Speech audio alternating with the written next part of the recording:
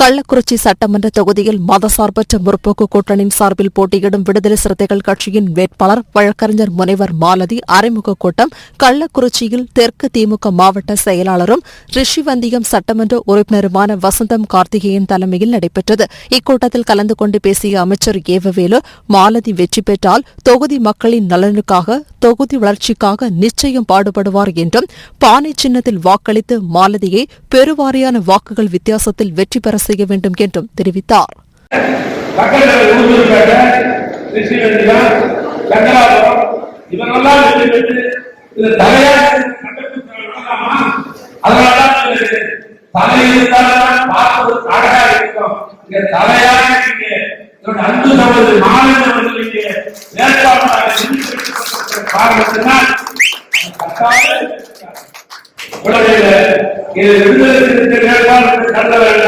இது கழகத்தினுடைய வேட்பாளர்தான்,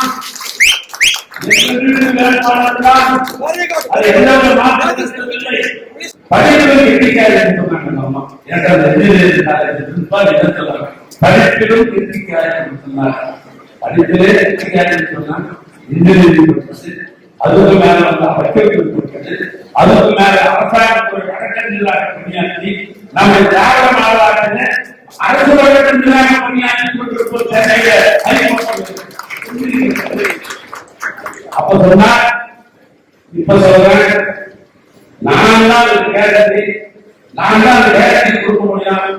கேரளத்தா இந்த மாவட்டத்துடைய பொறுப்பாக நான் கேரளத்தை வெற்றி பெற்றால் இந்த தொகுதி வளர்ச்சியை மையப்படுத்தித்தான் ஒரு பணியாற்றும், சிறப்பாக பணியாற்றும், 4 பேருக்கும் விழுந்து பணியாற்றும். அப்படிப்பட்ட இந்து சமூகத்தின் மாநிலத்தை தமிழனுடைய அடையாளமாக, பண்பாட்டின் அடையாளமாக இருக்கிற பாடத்திற்கு வாக்களித்து அதை பெருவாரியான வாக்கு வித்தியாசத்தை வெற்றி பெற வேண்டும். வெற்றி பெற வேண்டும். 6வது பாடத்திற்கு நன்றி.